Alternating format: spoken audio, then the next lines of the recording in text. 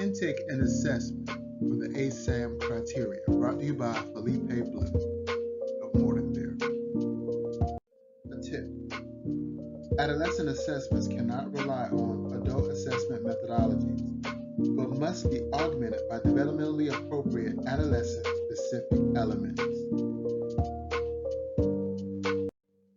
The assessment and treatment process as defined in ASAM's criteria begins with intake and assessment, which includes a comprehensive biopsychosocial assessment and risk severity rating, as well as an immediate need profile. Adults and adolescents involved with alcohol, tobacco, and/or other drugs or addictive behaviors require a comprehensive and multidimensional assessment to receive individualized, adaptable, and interdisciplinary care that incorporates inpatient as well as outpatient treatment and ongoing continuing care.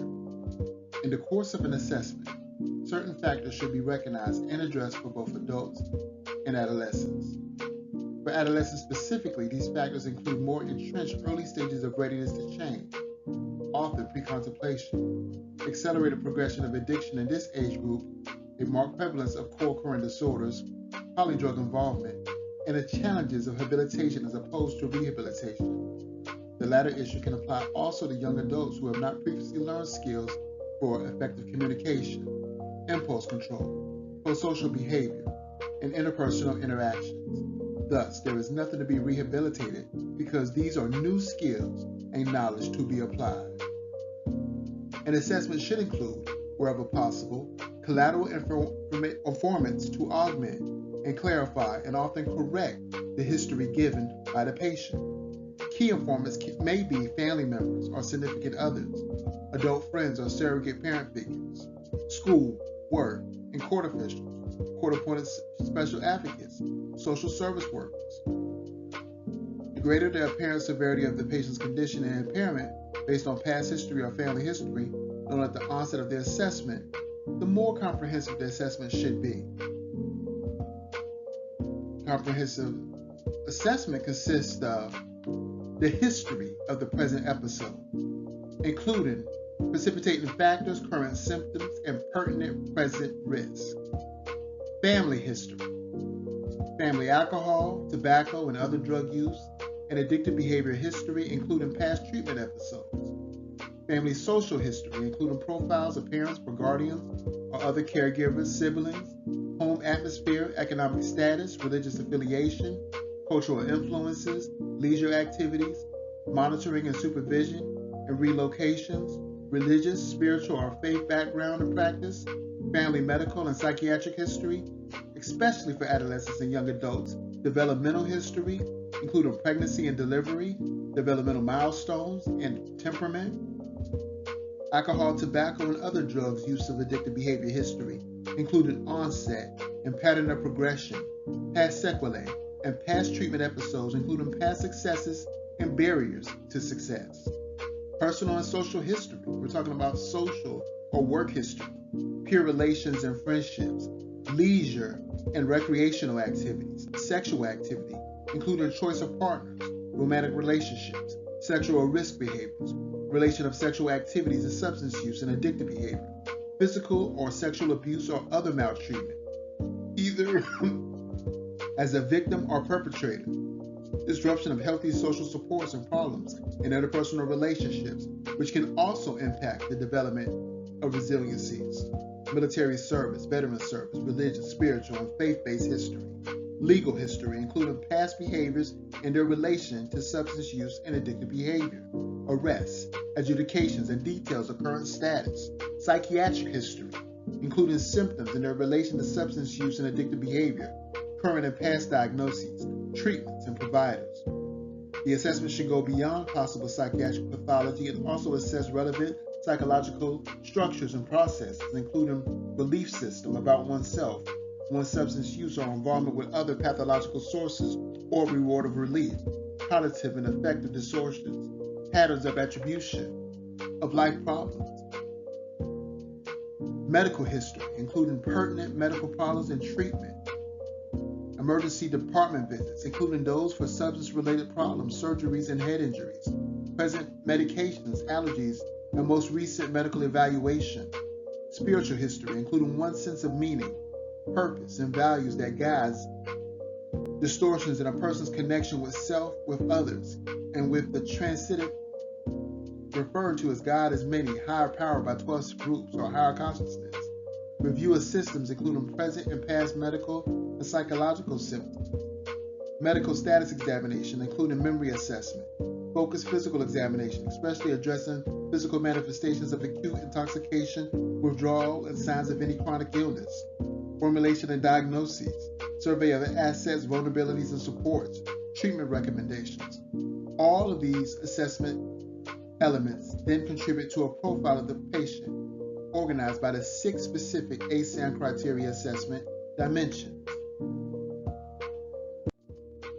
So let's review again. The biopsychosocial assessment elements are history of the present episode, family history, developmental history, alcohol, tobacco, other drug use, addictive behavior history, personal social history, legal history, psychiatric history, medical history, spiritual history, review of systems, mental status examination, physical examination, formulation and diagnoses, survey of assets, vulnerabilities, and supports, and treatment recommendations.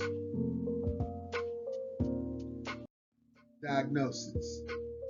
In general, all patients accepted for the treatment of addiction should meet the diagnostic criteria for a substance-related and/or addictive disorder of the current edition of the Diagnostic and Statistical Manual of Mental Disorders, better known as the DSM, of the American Psychiatric Association or other standardized and widely accepted diagnosis criteria.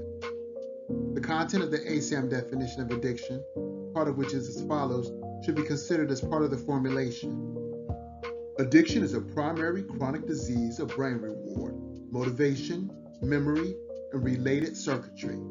Dysfunction in these circuits leads to characteristics, biological, psychological, social, and spiritual manifestations. This is reflected in an individual pathology pursuing reward and/or relief by substance use and other behaviors. Addiction is characterized by inability to consistently abstain, impairment in behavioral control, craving, diminished recognition of significant problems with one's behavior and interpersonal relationships, and a dysfunctional emotional response. Like other chronic diseases, addiction often involves cycles of relapse and remission. Without treatment or engagement in recovery activities, addiction is a progressive and can result in disability or premature death. Thus, any statement of the assessor's formulation of the case or a diagnostic summary would ideally reference the individual's manifestation of the acronym ABCDE, referencing the characteristics from this definition.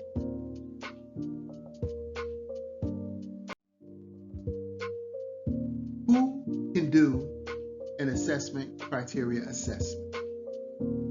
A credentialed counselor or clinician, a certified addiction registered nurse, a psychologist, or a physician may gather diagnostic and multidimensional assessment data relevant to the 6 ASAM criteria dimensions. However, interpretation of each information must be within the assessor's scope of practice.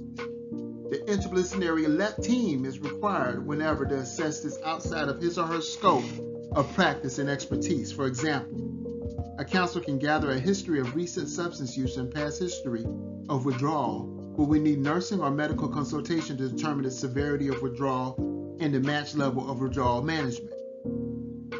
Nurses, physicians, and psychologists should be knowledgeable regarding addiction and related disorders.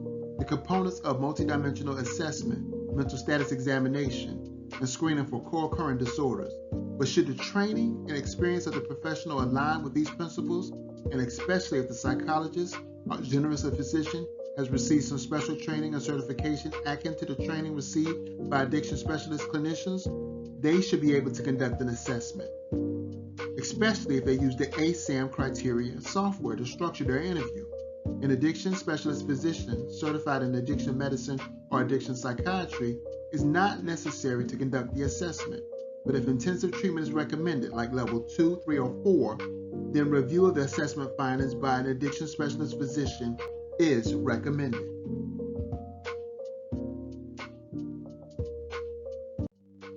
The importance of standardization and training. By standardizing criteria for assessment, treatment, and continued care, ASAM helps providers communicate both with their patients and with each other. However, standardized practice is only effective when clinicians, counselors, and support staff are all properly educated in how to interpret and apply these criteria. ASAM has worked to develop both in-person and online training courses for professionals at all levels.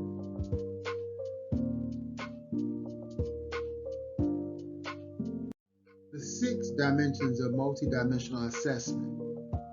In the continued effort to move practitioners away from a one-dimensional, diagnosis-driven approach to treatment, ASAM uses 6 unique dimensions which represent different life areas that together impact any and all assessment, service planning, and level of care placement decisions.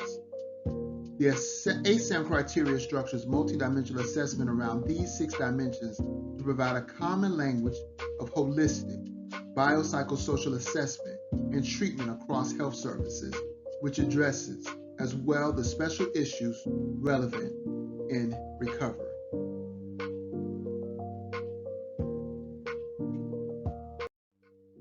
Acute intoxication and/or withdrawal potential.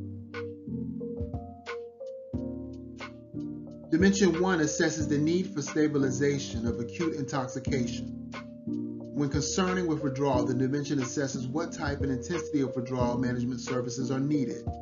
The goals of care in Dimension 1 can be summarized as follows. 1. To avoid the potentially hazardous consequences of abrupt discontinuation of use of alcohol, tobacco, and/or other drugs by applying the criteria across a seamless continuum of 5 levels of withdrawal management services. This continuum of withdrawal management services should be used flexibly and in a clinically driven manner. 2. To engage and facilitate the patient to complete withdrawal management and link the patient to timely continued general medical, addiction, or mental health treatment. Involvement in self, mutual help recovery, or other community supports for recovery may also apply where appropriate. When withdrawal management services are more fully integrated into addiction treatment and general medical and mental health treatment settings, continuity of care and engagement into continuing care are improved. 3.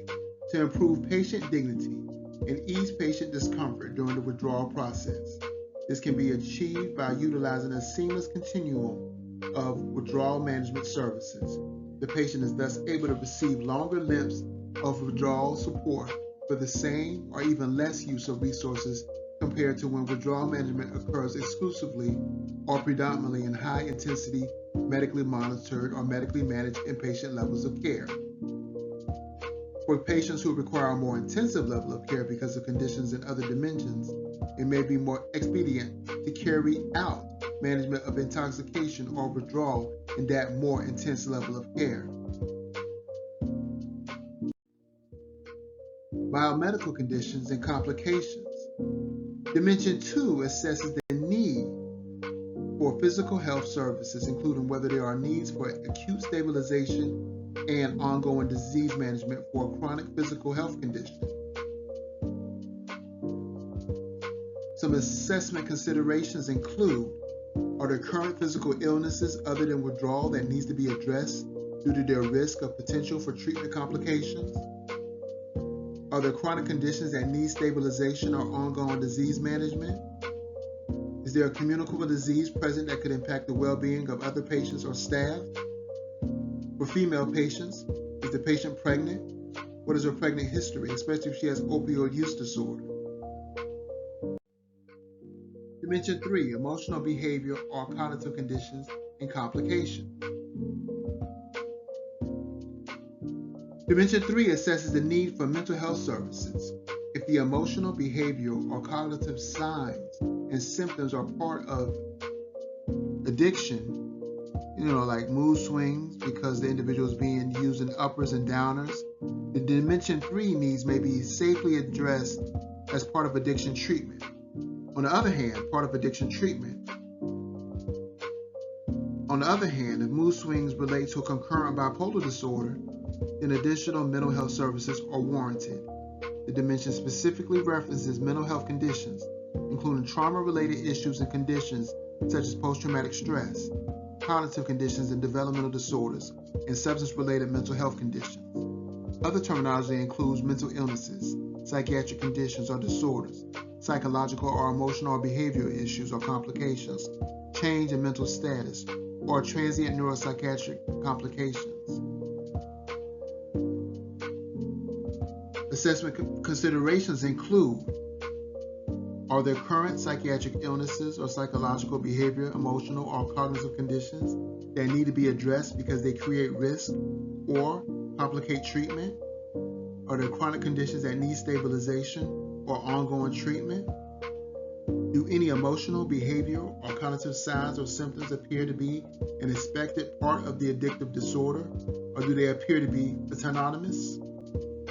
Even if connected to the addiction and subdiagnostic, are any emotional behavior or cognitive signs or symptoms severe enough to warrant specific mental health treatment, like suicidal ideation and depression from cocaine crash?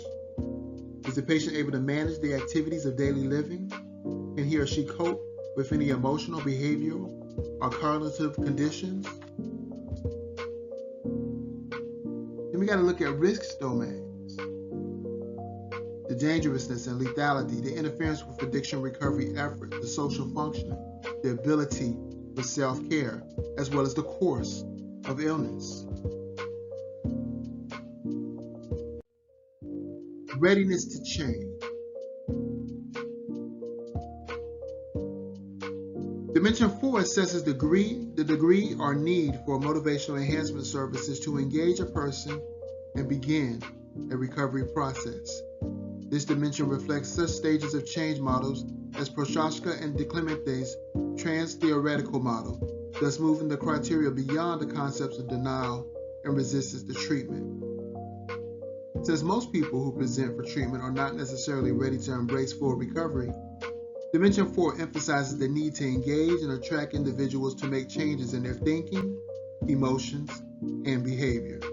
Thus, treatment approaches and intensity should be tailored to the assessed stage of change. More recent work in this area has demonstrated that the concepts of readiness to change and stage of change are not person-specific, but problem or issue-specific. Patients can be at different stages of change for different issues. For example, an individual may be in the earlier stage of change regarding his or her addictive behavior, but in a more active state of change regarding his or her general health issues, mental health conditions, and or social issues. Certain people may recognize that they have difficulty controlling their alcohol use, but see no difficulty in their marijuana use. A patient may be concerned about an anxiety problem, but not recognize that she is struggling with a psychosis.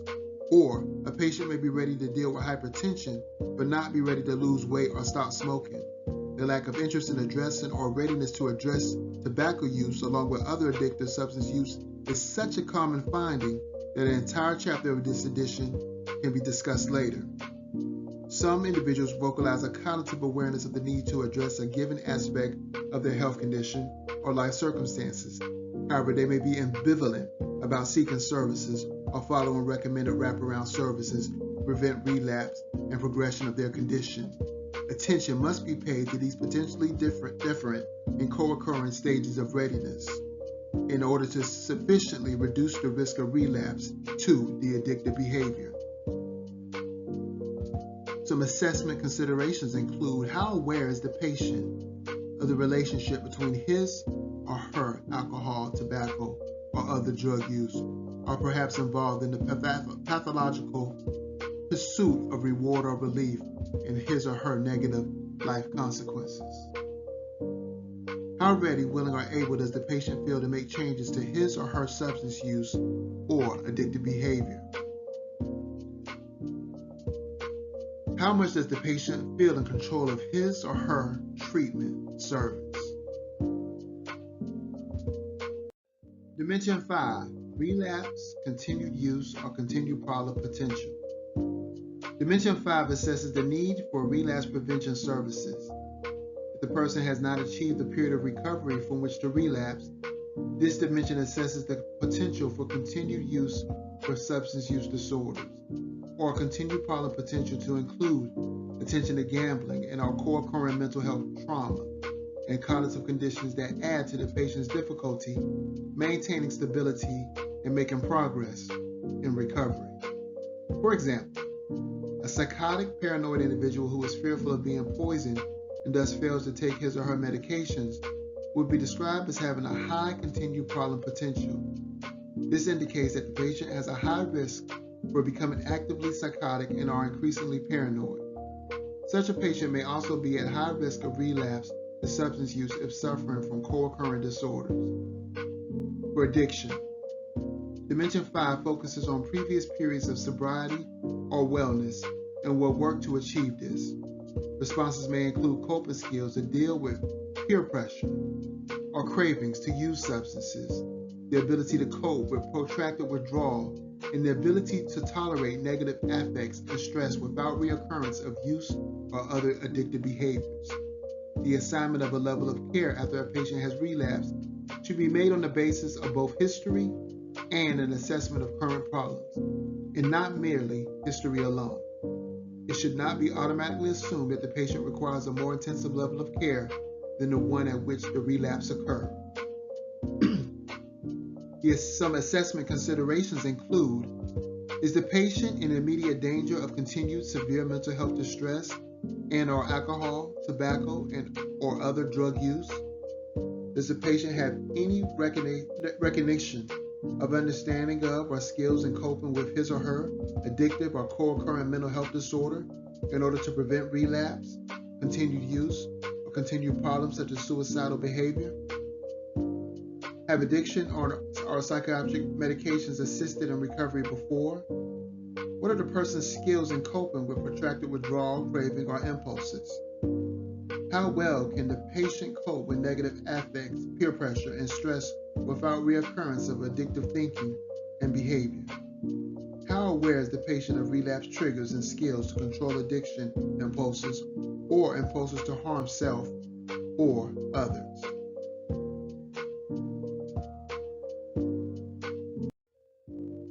Six, recovery, living, and environment. Dimension 6 assesses the need for specific individualized family or significant other support and services. It also assesses the need for housing, financial, vocational, educational, legal, transportation, or childcare services. At the early intervention level of care, Dimension 6 is titled Living Environment, to reflect the fact that at this level, an individual has not been assessed as meeting criteria for a diagnostic substance use disorder in need of treatment and recovery. At this level, the individual may need only education and advice on managing health risk. For all others who do meet diagnostic criteria, Dimension 6 is titled Recovery Environment, to reflect that treatment should include consideration of how supportive a person's current or future environment is to recovery. Consideration is needed to explore and support an individual's cultural uniqueness as well as spirituality to ensure congruence with what provides meaning and purpose to the individual's life, and that a connection to the transcendent higher power or the individual's own concept of God is supported. Note that in this dimension as well, different aspects of the recovery environment may provide support for different co-occurring conditions. For example, an individual with addiction and a severe mental illness may have an excellent support system from a mental health case management team, but no participation in 12-step recovery programs or vice versa. Similarly, an individual may have excellent family support for continuing to take psychotropic or physical health medications, but those same family members may be actively drinking, or they may express strong physiological objections to addiction pharmaceutical therapies. I missed it. Assessment of Dimension 6 should include the importance of identifying recovery and environmental supports for each significant co-occurring disorder. Some assessment considerations include: do any family members, significant others, living situations, or school or work situations pose a threat to the person's safety or engagement in treatment? Does the individual have supportive friendships, financial resources, or educational or vocational resources that can increase the likelihood of successful recovery? Are there legal, vocational, regulatory, social service agency, criminal justice mandates that may enhance the person's motivation for engagement in treatment if included? Are there transportation, childcare, housing, or employment issues that need to be clarified and addressed? Since the publication of the first edition of the ASAM Patient Placement Criteria, many have asked why there is not a Dimension 7 on spirituality. From the beginning, significant consideration was given to inclusion of spiritual parameters as they relate to treatment and placement criteria. Although spiritual concepts, ideas, and relationships are important for many people's recovery, they are difficult to define acceptable in objective, behavior, and measurable terms. There is no literature or even clinical consensus on how the assessment of spirituality relates to a level of care determination, or to length of stay and level of care, or even when to transfer or discharge a person based on progress in a spiritual dimension.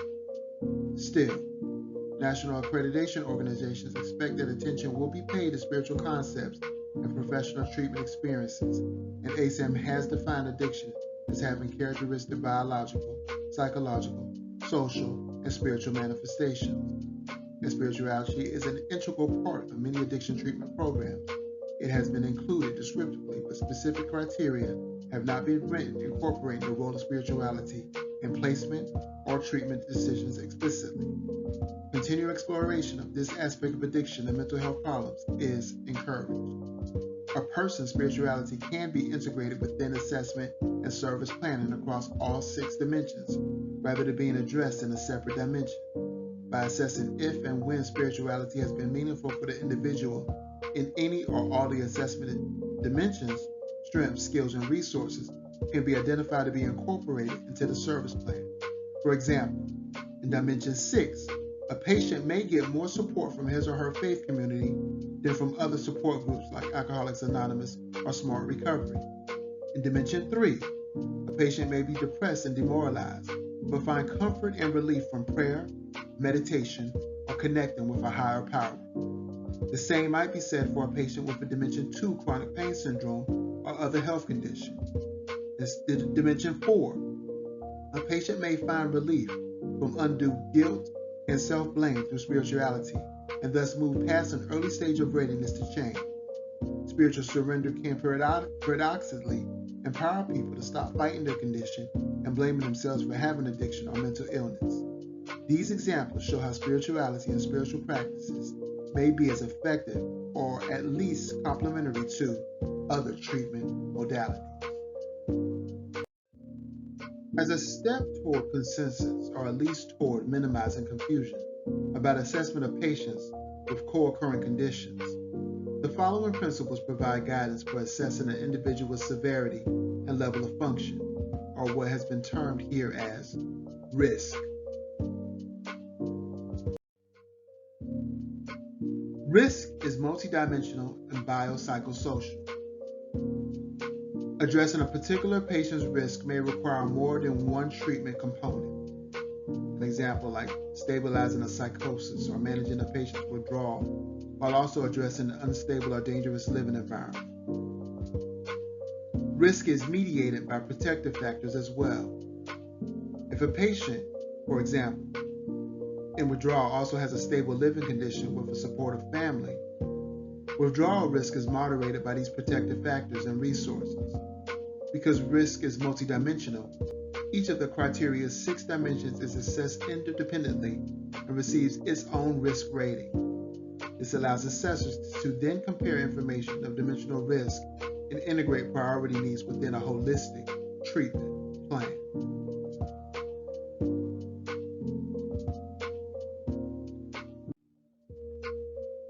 Risk relates to patient's history. For example, the patient whose withdrawal always results in seizures has different treatment needs than the patient whose withdrawal involves only mild symptoms of anxiety. Or the patient who in the past has acted on suicidal impulses by hanging has needs different from the patient who acted on suicidal impulses by superficially scratching a wrist.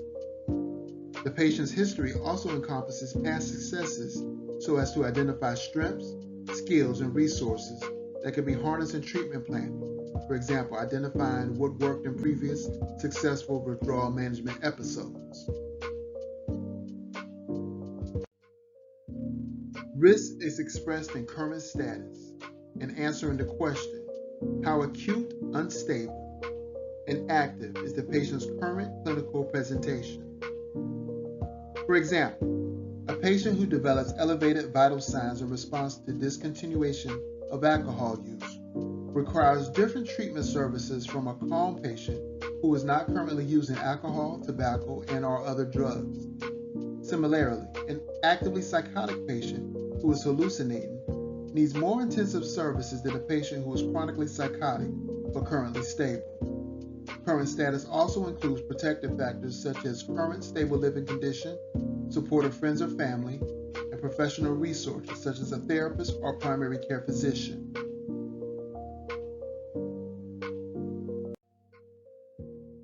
Risk involves a degree of change from baseline or premorbid functioning. For example, a previously outgoing and fully functioning individual who suddenly withdraws from social contact needs more intense services than does an individual who is chronically withdrawn and barely able to function outside a supportive living environment. Establishing a risk rating system. There are many ways to determine the severity of a patient's needs. Some providers and organizations evaluate risk in each dimension using an indication of low, moderate, or high. Previous editions of ASAM's criteria introduced a scale of 0 to 4. Within this spectrum, 0 indicates a patient's stability or no to very low risk within a dimension. On the opposite end of the spectrum, a rating of 4 indicates a severe or very high risk. Establishing a rating system creates a standard method for assessing patient severity and level of functioning, therefore helping identify individual priorities and needs. It is important to note that a risk rating system given at the time of initial assessment will likely change throughout a patient's treatment and continuing care. Continued reassessment is key when establishing a patient-directed and outcome-informed approach to care. While the 6 dimensions are assessed for needs and barriers to recovery, they also structure assessment of a person's strength, skills, and resources. No matter what severity of risk rating a dimension may yield, applicable strengths, skills, and resources may exist as well.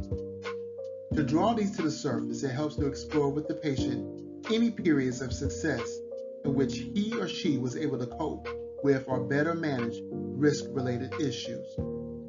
For example, in Dimension 5, relapse, continued use, or continued problems potential. If an individual has been able to achieve recovery for 9 months, a strength-based approach would help identify what skills and resources the person utilized to achieve that good outcome. An assessor might pose questions like, what were your friends and family like at that time? Were you active in a self-mutual help group that was helpful? Did you utilize a sponsor, coach, or mentor in such groups? What helped you to deal with cravings to use or cope with stress without using substances? Did you use complementary and alternative medicine approaches, such as mindfulness medications, to assist with preventing a relapse? Did you take a pharmacological therapy to assist with preventing relapse? For Dimension 3, emotional, behavioral, or cognitive conditions and complications, a person may have had suicidal ideation, but never acted on his impulses nor was committed to treatment. Appropriate strength-based questions to ask may include, what coping skills help you resist impulses to harm yourself? Were there family or friends or a therapist who helped you contain your impulses? Was medication, exercise, or medication helpful with your depression?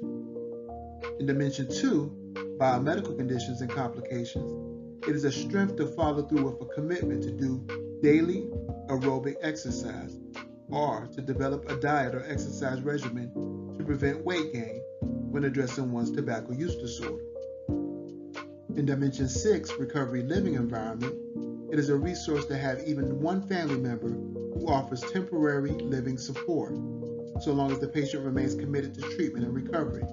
Or if a person has had a period of stable employment in the past, an assessor can explore what was working well and what skills and resources the person used during that period of vocational success. Determining dimensional interaction and priorities.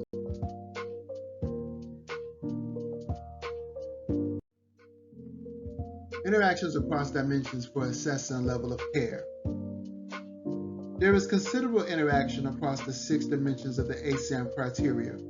For example, significant problems with readiness to change, dimension 4, coupled with a poor recovery environment, dimension 6, or moderate problems with relapse or continued use, dimension 5, may increase the risk of relapse.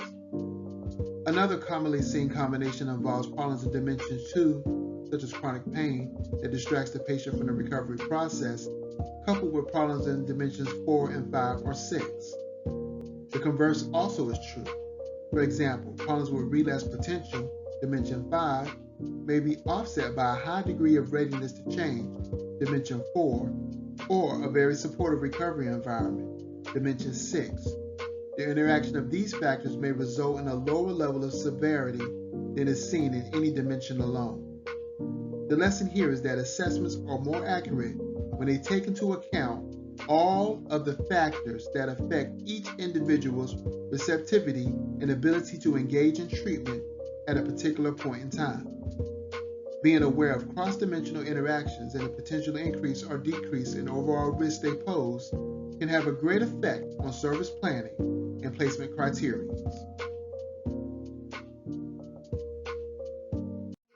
Determine priority needs. Appropriate and well-informed level of care placement can only occur after a sufficient multidimensional assessment and matching of needed services has been performed. Whether during an intake or follow-up assessment, all 6 dimensions are evaluated, both independently and interactively, to determine what risks and needs are most pressing for the patient in his or her current situation. A severe risk rating such as high risk or a 4 in a 0 to 4 system would indicate a case of imminent danger, which will require immediate services. Needs, noting all of the risk ratings together will help highlight and determine any and all priority needs for the individual. 1. Dimension 1, acute intoxication and or withdrawal potential. History of significant withdrawal symptoms. Current status, current level of intoxication. And you're looking at the severity increase and the severity decrease, each having 2 to 6 domains. In Dimension 2, you're looking at the biomedical conditions and complications. In Dimension 3, you're looking at the emotional, behavior, or cognitive conditions and complications. In Level 4, you're looking at the readiness to change. At 5, you're looking at relapse, continued use, or continued problem potential.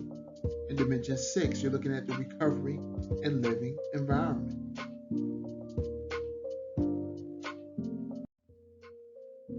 Addressing immediate needs and immediate danger. Immediate needs. All 6 assessment dimensions provide a structure for a timely, succinct, yet comprehensive review of any life area for which there is an acute need for immediate services for patient safety.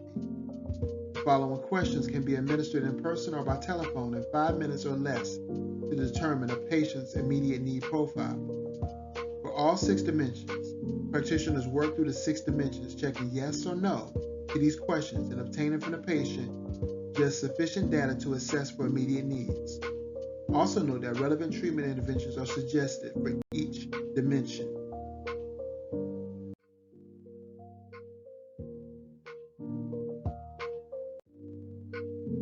Imminent danger. The concept of imminent danger often is used to describe problems in multiple areas, such as health, mental health, and substance use, that can lead to grave consequences to the individual patient and possibly others.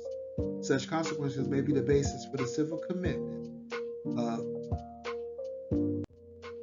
an individual to treatment. that even if there is no formal commitment process, the concept of imminent danger should be broad enough to support attending to patient safety in high-risk situations of any type. There are three components of imminent danger. A strong probability that certain behaviors, such as continued alcohol, other drug use, or addictive behavior, will occur.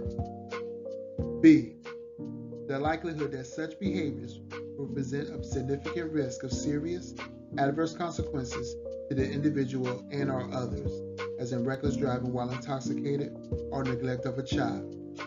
C, the likelihood that such adverse events will occur in the very near future, within hours and days, rather than weeks or months. All matrices in the ASAM criteria correlate risk ratings and the types of services and modalities needed, and indicate the intensity of services where the patient's needs can best be met. The goal is to promote improved assessment and treatment of patients with substance-related and/or co-occurring conditions by taking a more holistic, multidimensional approach that matches specific needs to services rather than matching in a broader way to a level of care. ASAM recognizes that current systems of financing care do not support such unbundling, which implies a patient-specific array of services and the intensities of care. Matrices are not meant to replace the more detailed dimensional administrative criteria offered in each level of care or in the ASAM criteria. They can: A, help structure case presentations in care management and supervision to articulate a comprehensive and holistic multidimensional review of the patient. B, prioritize which dimensions guide service planning and level of care placement. And C, assist those new to the ASAM criteria to understand what data is relevant to each assessment dimension and how to rate severity and level of functioning for each dimension. Because there have not been validity or reliability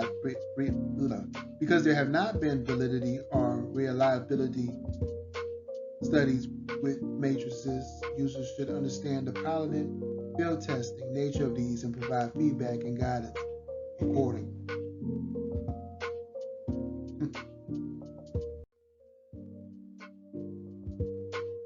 Matrix components. Developing a multi-dimensional risk profile involves integrating biopsychosocial data for the patient's history and current status in a succinct summary.